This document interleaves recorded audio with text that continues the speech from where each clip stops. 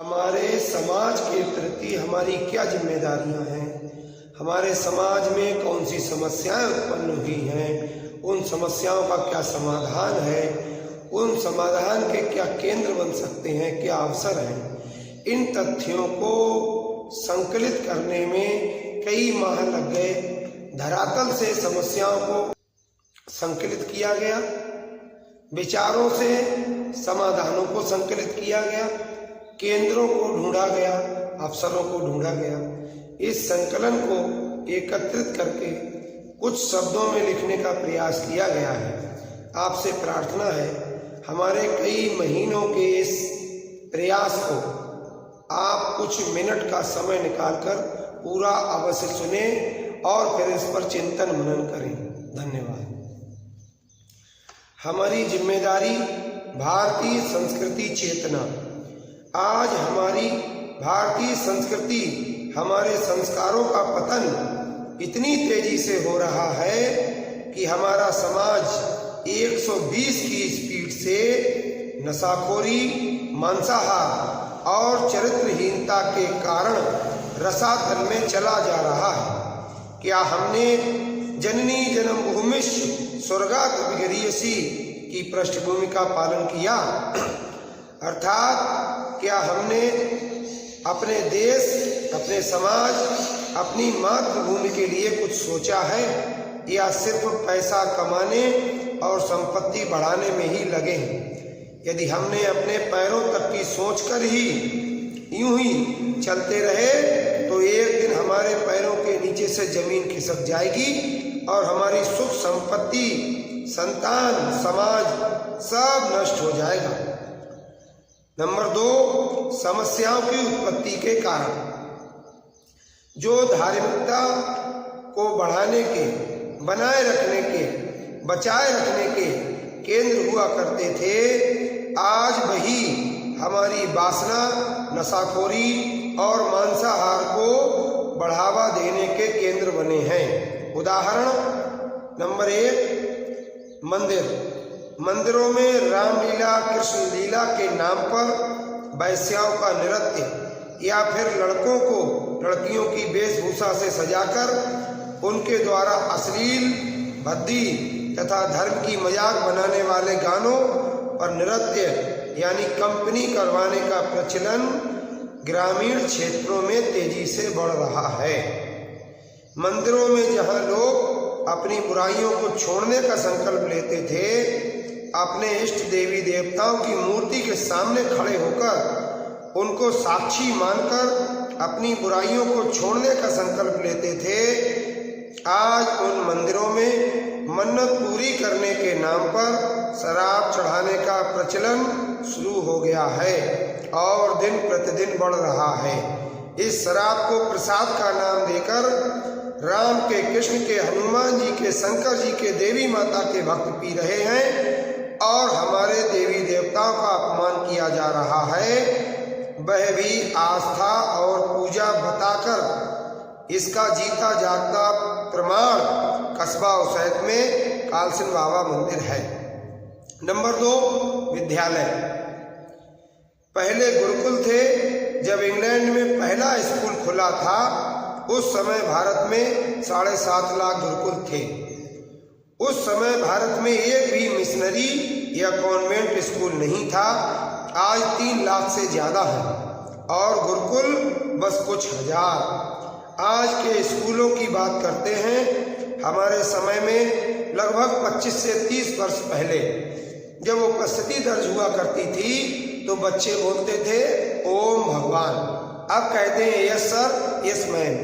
क्या हमारे विद्यालय, जबकि 90% प्राइवेट स्कूलों के मालिक आज भी हिंदू हैं, तो क्या हमारे विद्यालयों में बदायूं के महर्षि विद्या मंदिर की तरह उनके आदर्शों पर और उनके जो उनका पैटर्न है, बच्चे अभिवादन में जय गुरुदेव बोलते हैं, अभिभावक भी अभिवादन में जय गुरुदेव बोलते हैं और अध्यापक भी अभिवादन में जय गुरुदेव ही बोलते हैं। उस विद्यालय का कोई भी मैसेज आएगा तो जय गुरुदेव लिखा हुआ होगा पहले। जैसे अपने लोग राम राम सीता राम जो भी बोलते हैं, ऐसे ही वो अभिवादन में जय गुरुदेव बोलते हैं।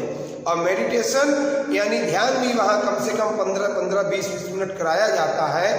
तो क्या हमारे सभी विद्यालयों में ये पैटर्न लागू नहीं हो सकता? खैर आगे बढ़ते हैं। बच्चों को बुलवाया जाता था, राम बड़े वीर थे, लड़ने में रणधीर थे, जाकर रावण मारा था, दुश्मन को पछाड़ा था, सीता उनकी रानी थी, भारत की महारानी थी, हम भी राजा राम बनेंगे, बड़े बड़े सब काम करेंगे। क्या आज हमारे बच्चों को राम, कृष्ण, शिवाजी, राणा प्रताप बनने के लिए प्रेरित किया जा रहा है, या उनको बस क्रिसमस पर जोकर बनाने की प्रक्रिया का ही प्रचलन शुरू हो रहा है? पहले देशभक्ति गीत, सांस्कृतिक कार्यक्रमों में देशभक्ति गीत और नाटक हुआ करते थे। आओ बच्चों तुम्हें दिखाएं, जैसे इतिहास भूगोल के गीत हुआ करते थे, उसकी जानकारी बच्चों को मिलती थी। लेकिन ऐसे कौन सी नजर लग गई हमारी संस्कृति को हमारे सांस्कृतिक कार्यक्रमों में? अब गौरा ने पीली भांग, शंकर ने पीली भांग जैसे गीत और नाटक, ऐसे फिल्मी गानों पर बच्चे नाचते हैं, बच्चियां भी नाचती हैं, जिनका देशभक्ति से तो कहीं से कहीं तक कोई मतलब है ही नहीं। बल्कि वह गाने हमारी युवा पीढ़ी, बल्कि नाबालिग बच्चों को भी, 5-8 साल की बच्चियों को भी इश्क, मोहब्बत और शेरो शायरी की तरफ ले जा रहे हैं। चरित्र के उत्थान की तो कोई बात कहीं से कहीं तक उसमें नजर ही नहीं आती। ऐसा लगता है कि चरित्र नाम की कोई चीज भारत में कभी थी ही नहीं, स्कूलों में कभी सिखाई ही नहीं जाती थी। आज के बच्चों को वह गाने याद हैं जो सिलेबस में नहीं है, उन नचनियों के नाम याद हैं जिनका व्यक्तित्व विकास में, चरित्र के उत्थान में कोई योगदान नहीं है, बल्कि बड़ी खूबसूरत नजर आ रही हैं। ये राहें तबाही के घर जा रही हैं। अभी शिक्षक दिवस 2025 की एक वीडियो आई थी, जिसमें 8-10 साल की बच्चियां आज की रात मजा हुस्न का आंखों से लीजिए गाने पर नाच रही थी। और इस बच्ची की ड्रेस भी ऐसी है कि पानी वाला आदमी देख भी ना पाए।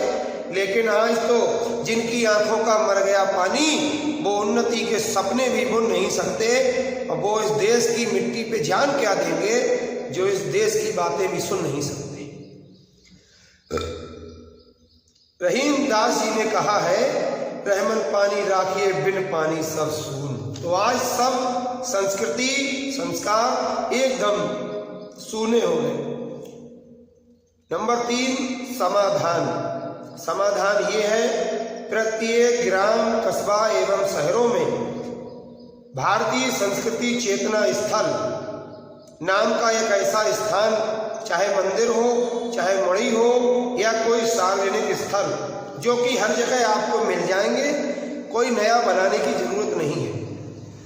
सार्वजनिक स्थल जहाँ किसी भी देवी देवता को मानने वाले लोग जो राम कृष्ण के आदर्शों पर चलने को तैयार हैं, उन्हें मानते हैं, ऐसे सभी लोग सप्ताह में कम से कम एक बार बैठकर प्रभु के नाम का गुणगान कर सकें। अब इसमें किसी एक पर पूरी जिम्मेदारी न रहे, इसके लिए भी एक योजना है हमारे पास।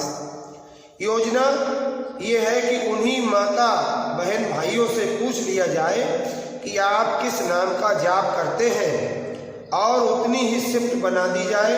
इस सप्ताह श्री राम जी के नाम की नामध्वनि होगी, अगली बार राधा राधा की नामध्वनि होगी, अगली बार ओम नमः शिवाय का जाप होगा, अगली बार गायत्री मंत्र का जाप होगा, या अगली बार हरिओम हरिओम का जाप होगा, जो जिसको मानता है। इसी क्रम में आप शुरुआत कीजिए।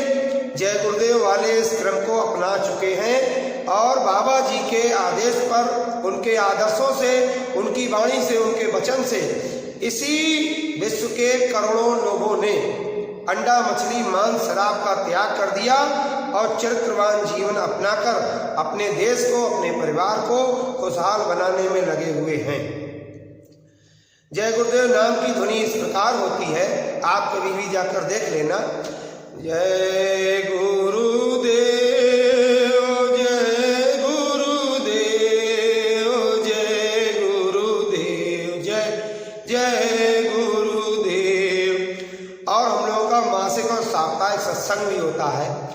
महाराज ने कहा है कि आप अपनी अपनी जाति, अपने अपने समाज को ही आप शाकाहारी, चरित्रवान और नशामुक्त बना दो। उन्हीं की प्रेरणा से ये संकलन हमने किया है। अब आप माने न माने आपकी मर्जी। अब नोट, जिसका भी जाप हो दोनों आंखें बंद करके, जहाँ पर माताएं बिंदी लगाती हैं, पुरुष तिलक लगाते हैं, वहाँ पर ध्यान को केंद्रित करके अपने गुरु, अपने इष्ट का ही स्मरण रहे, कोई तीसरा बीच में न आने पावे, ऐसा प्रयास किया जाए। और जो भी शांति और जो भी अभी तक किसी का भी ध्यान या नाम धुन नहीं करता है, वह जय गुरुदेव नाम धुन कर सकता है, या वो जिसकी चाहे उसकी नाम धुन कर सकता है। फिर उसको जिसकी नाम धुन करने से, जिसके नाम का जाप करने से शांति मिले, लाभ मिले, वह उसको करने लगे। इसके बाद यहाँ जो भी परिवार के सदस्य नहीं आते हैं, उनका घर में बैठकर, उनको घर में बैठाकर नाम धुनी और ध्यान लगाने को प्रेरित किया जाए, विशेषकर नौजवान बच्चे बच्चियों को। और यह बताया जाए कि ऐसा कोई दोस्त, लड़का हो या लड़की, ऐसे किसी से मित्रता न रखो जिसको गोस्वामी जी महाराज ने कहा है, जाके हृदय न राम वैदेही, तजिए ताहे कोट बैरिसम, जद्यपि परम सन्ही। जिस सप्ताह जिसकी नाम धुनी होगी, उन्हीं के भक्तों की व्यवस्था की जिम्मेदारी रहेगी।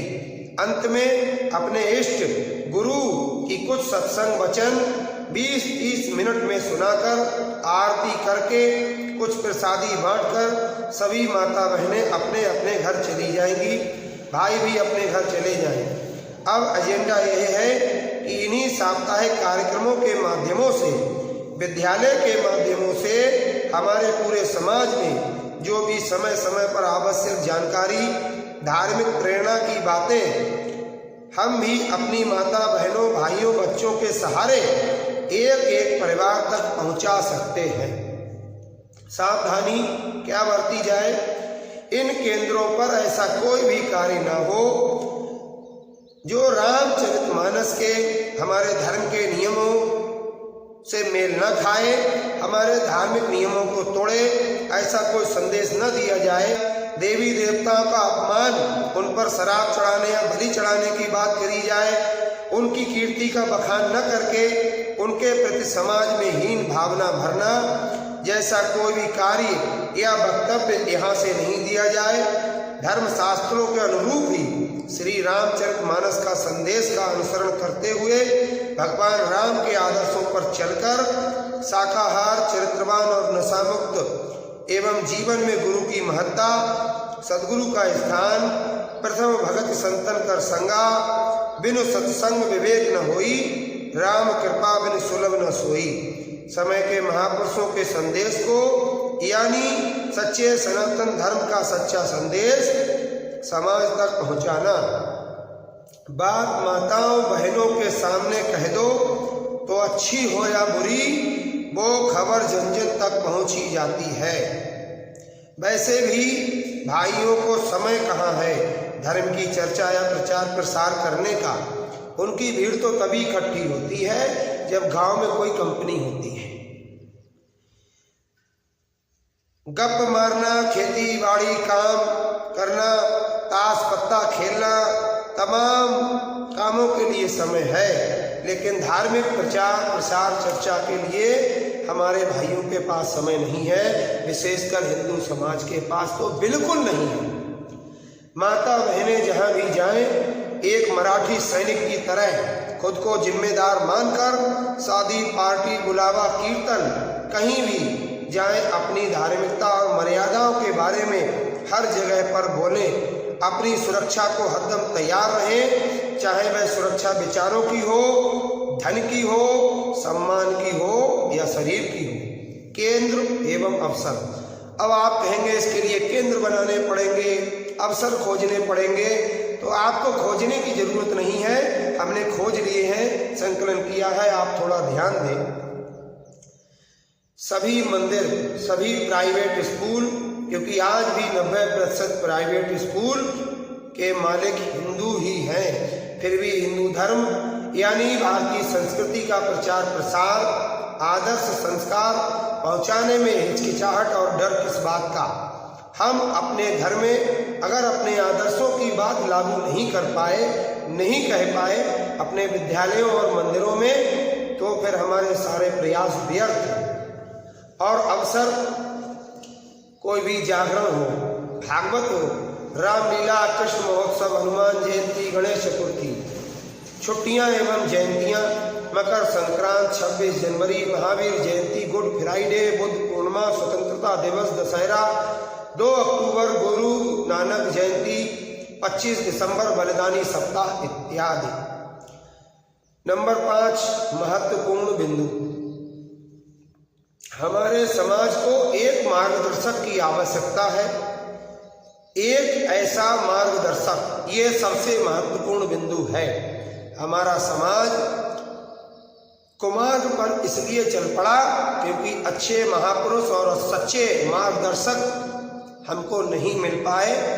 जिन महापुरुष ने कोरोना जैसी महामारी आने से पहले उसी 1 जनवरी 2020 को कह दिया कि इस वर्ष पशु पक्षियों में बीमारियां फैलेंगी, उनके मांस व अंडे खाने से बीमारियां मनुष्य को लगेंगी, अतः आप सभी लोगों को शाकाहारी बना दो। एक ऐसे महापुरुष का सानिध्य हमको प्राप्त हो, एक ऐसे ही महापुरुष भक्त गुरु बाबा उमाकांत जी महाराज, बाबा जय गुरुदेव जी महाराज के आध्यात्मिक उत्तराधिकारी, आश्रम उज्जैन मध्य प्रदेश वाले, ऐसे महापुरुषों की शरण में हमें जाने की आवश्यकता है। हम जयंतियां क्यों मनाते हैं? क्या सिर्फ माल्यार्पण करने के लिए? अरे भाई, जिसकी जयंती मनाई जाए उसी से प्रेरणा ले लो, कुछ ना कुछ अच्छा सीख लो।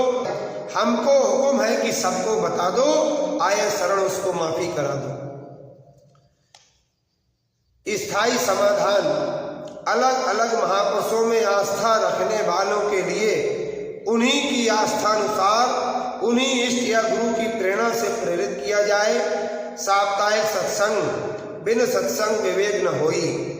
इसके लिए हमें भक्त गुरु बाबा उमाकांत जी महाराज जैसे महापुरुषों, मार्गदर्शक के वचनों को समाज तक पहुंचाने की आवश्यकता है। और नाम ध्वनि जिसको कहा गया कलयुग केवल नाम आधारा की व्यवस्था की जाए। सभी धार्मिक कमेटियां सभी को एक माला के रूप में जोड़ा जाए, चाहे राम जी के भक्त हों, चाहे कृष्ण जी के भक्त हों, चाहे आरएसएस, चाहे करणी सेना, चाहे बजरंग दल, चाहे गौरक्षा दल, चाहे भगवा सेना इत्यादि सभी मिलकर इन बिंदुओं पर पैनी नजर रखें कि कौन कौन सी बातें हमारे धर्म को आहत कर रही हैं, हमारे समाज को धार्मिक विचारधारा से विपरीत ले जा रही हैं। और जो भी बात शास्त्रीय प्रमाण के साथ शाकाहार, सदाचार, नशामुक्त, चरित्रवान की बात आए तो सभी इस पर अमल करें। संकलनकर्ता गगनदीप गुप्ता, मोबाइल नंबर 9675 89 95 95। ये संकलन करने में हमारे लिए 3 फरवरी 2015 से और 3 फरवरी 2026 तक का समय लगा है। यानी कि मेरी लगभग 10-11 वर्ष का संकलन जो मैंने धरातल से अर्जित किया है, सर्वे करके अर्जित किया है। आपको अच्छा लगे तो आप अपने अपने समाज में, अपने अपने स्थानों पर, अपने अपने कस्बों, शहरों में इस चीज़ को लागू कर सकते हैं। मुझे कोई किसी का क्रेडिट नहीं चाहिए। आपको लगता है कि क्रेडिट चाहिए तो ये आप मेरे नंबर पर व्हाट्सएप कीजिए। ये PDF मैं आपके लिए प्रेषित कर दूंगा, भेज दूंगा। आप अपनी खुद की वीडियो बनाकर भी समाज में इस चीज़ को प्रसारित कर सकते हैं। कहने में, बोलने में कोई त्रुटि हो तो माफ़ी चाहता हूँ। आपका भाई हूँ, बेटा हूँ। आपके चरणों में सिर रखकर माफ़ी मांगता हूँ। सभी को सादर सप्रेम जय गुरुदेव।